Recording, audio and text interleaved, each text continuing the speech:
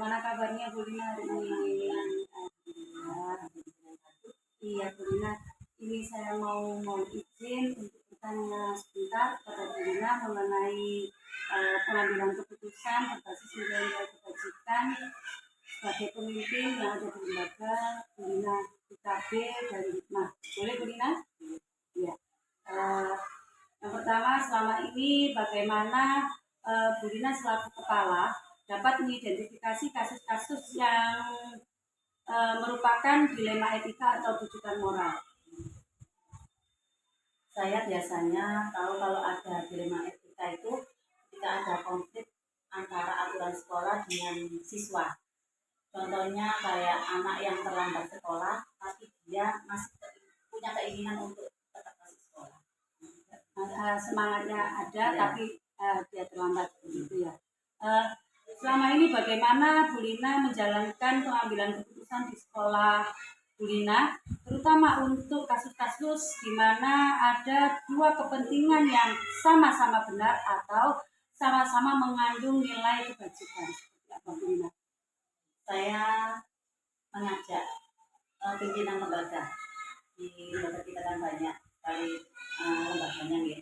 Pimpinan lembaga untuk bekerjasama dengan pengelola sekolah untuk berdiskusi, terus mempertimbangkan semua sisi dari masalah itu dan dampaknya sebelum memutuskannya. Terus kami berusaha juga mencapai kesepakatan bersama untuk kebaikan bersama. Diskusi terlebih dahulu ya. Bukan diselesaikan secara mandiri oleh Bu Lina, tapi perlu diskusi ya. Untuk langkah-langkah atau prosedur seperti apa yang biasa Bu Lina lakukan selama ini di lembaga Bu Lina? Yang pertama, kami mencari informasi dulu, terus kami mengidentifikasi masalah itu. Terus yang ketiga, kami pertimbangkan dampaknya keputusan ketika keputusan itu diambil untuk semua orang. Terus kami berdiskusi lagi dengan semua tim guru dan warga sekolah gitu. Terus kami mengambil keputusan berdasarkan analisis.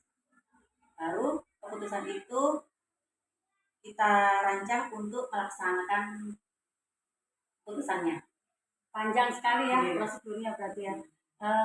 Untuk hal-hal apa saja yang selama ini Bu Lina selaku kepala menganggap efektif dalam pengambilan keputusan pada kasus-kasus dilema etika yang terjadi di lembaga panjenengan? Yang paling efektif adalah melibatkan berbagai pihak ya. Dari proses keputusan itu tadi, terus berkomunikasi dengan jelas dan transparan ya, transparan antar semua pihak, terus mengikuti prosedur yang ada. Selanjutnya memastikan keputusan itu sesuai dengan prinsip-prinsip aturan yang ada di sekolah. Itu hal-hal yang memang dianggap efektif bagi Bu Lina dalam pengambilan keputusan seperti tadi ya. Kalau hal-hal apa saja yang selama ini merupakan tantangan ya dalam pengambilan keputusan pada kasus-kasus dilema etika yang pernah terjadi di lembaga Bu Lina? Tantangannya yaitu termasuk konflik kepentingan antar pihak ya, antar pihak-pihak yang terlibat, terus tekanan dari luar itu juga adalah tantangan bagi kami. Terus ketidakpastian antara memiliki keputusan yang tepat, mengambil keputusan yang tepat, sehingga kadang-kadang kita sulit untuk membuat keputusan yang bisa diterima oleh semua pihak. Itu tantangan yang sangat perlu dipecahkan ya, perlu solusi ya. Semoga dimudahkan dalam mendapatkan solusi itu ya. Apakah Bu Lina memiliki sebuah jadwal tertentu dalam sebuah penyelesaian kasus dilema etika? Apakah Bu Lina langsung menyelesaikan di tempat secara insidental itu atau memiliki sebuah jadwal untuk menyelesaikannya? Bentuk atau prosedur seperti apa yang Bu Lina lakukan? saya tidak mempunyai jadwal yang tetap ya, karena tetapi saya selalu menyelesaikan masalah itu secepat mungkin, karena tak berlama-lama juga tidak baik. Terus memastikan semua langkah-langkah yang diambil adalah dengan sangat hati-hati, karena ini menyangkut banyak orang. Ya, berarti memang harus teliti, harus bijaksana begitu ya, Bu Lina. Kemudian adakah seseorang atau faktor-faktor apa yang selama ini mempermudah atau membantu Bu Lina dalam bilang kesan untuk menyelesaikan kasus-kasus dilema etika yang terjadi di lembaga? Yang pertama adalah dukungan dari semua tim ya, tim guru semuanya adalah faktor pertamanya, dukungan. Merupakan karena memiliki pedoman etika yang jelas sangat kita butuhkan. Terus terkadang saya juga melibatkan semua pihak, baik itu dari pihak warga sekolah untuk memudahkan semua proses keputusan. Itu memang benar-benar dipikir bersama. Kemudian dari semua hal yang telah disampaikan oleh Bu Lina, pembelajaran apa yang dapat Bu Lina petik dari pengalaman Bu Lina mengambil keputusan dilema etika ini? Intinya adalah belajar untuk terbuka, terus komunikasi yang intinya adalah belajar untuk terbuka, terus komunikasi yang sangat penting adalah dalam pengambilan keputusan adalah kita belajar untuk mempertimbangkan semua aspek dan dampaknya. Jadi Dampaknya harus keputusan itu tadi tercermin dampak positif harusnya ya, karena sesuai dengan orang banyak ya. Terima kasih Bu Lina atas jawaban-jawaban yang telah diberikan kepada saya, semoga bermanfaat. Sukses selalu untuk Bu Lina. Terima kasih. Assalamualaikum Bu Lina. Waalaikumsalam.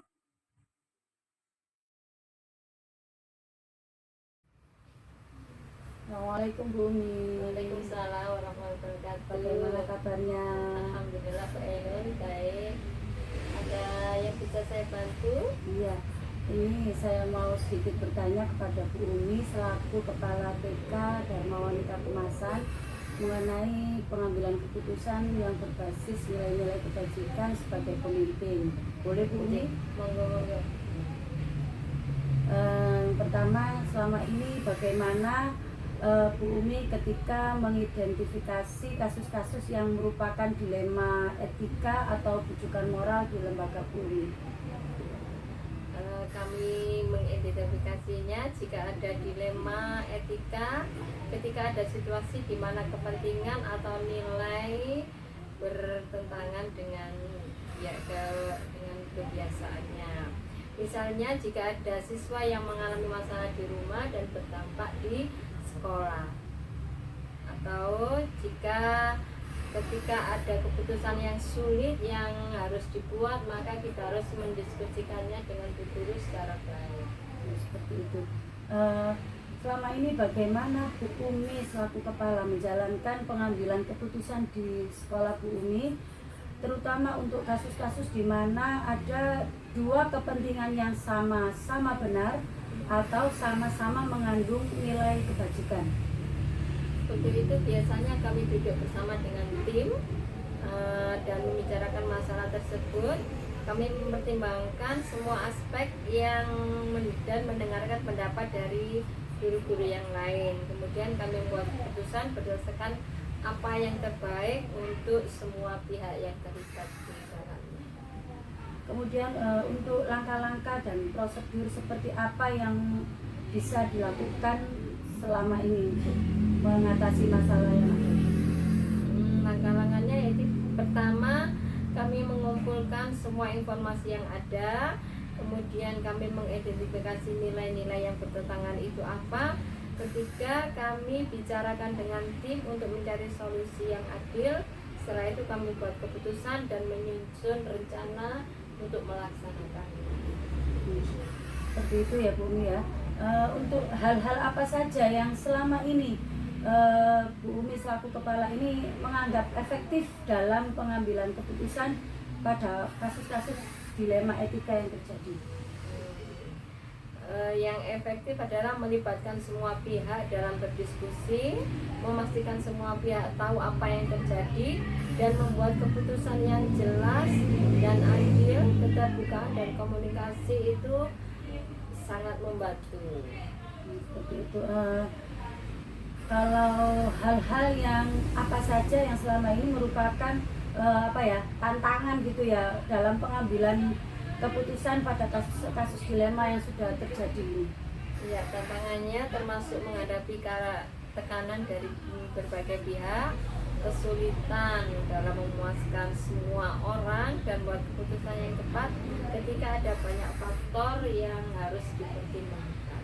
Berarti memang betul-betul tantangan banget ya untuk suatu pengambilan keputusan yang bijaksana seperti itu ya. Harusnya diselesaikan didiskusikan dengan baik, dan kalau bisa semua pihak itu bisa menerima.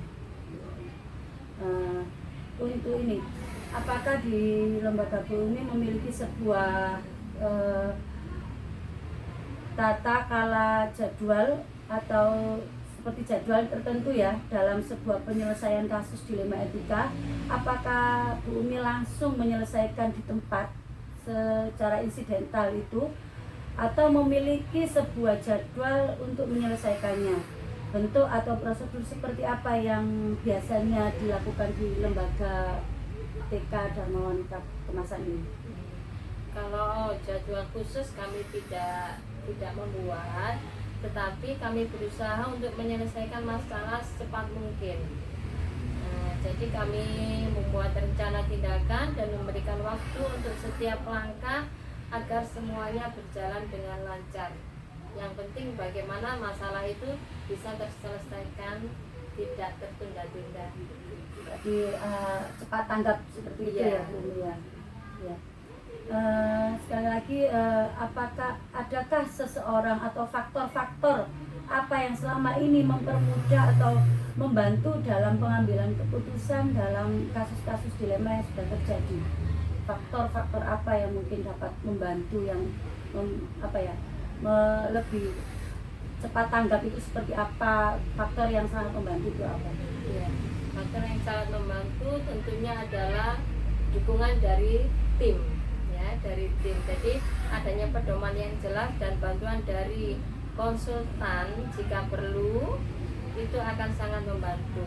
Tapi pernah tanya ke seorang ahli atau memang tidak bisa diselesaikan sendiri? Kalau tidak bisa diselesaikan,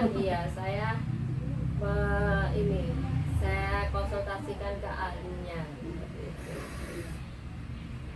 Dari semua hal yang telah disampaikan, pembelajaran apa yang dapat dipetik pada pengalaman hari ini mengambil keputusan dilema etika ini, Bu Umi? Kalau saya sih belajar dari situ, pentingnya komunikasi dan mendengarkan semua pendapat itu akan sangat penting, dan kita juga harus fleksibel dan siap menyesuaikan keputusan berdasarkan situasi yang ada agar keputusan yang diambil tetap adil dan manfaat bagi semuanya.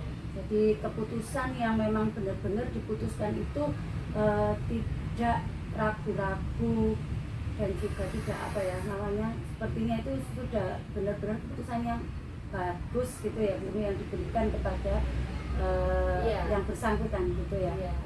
Jadi tidak sepihak saja, kalau bisa manfaat untuk semuanya.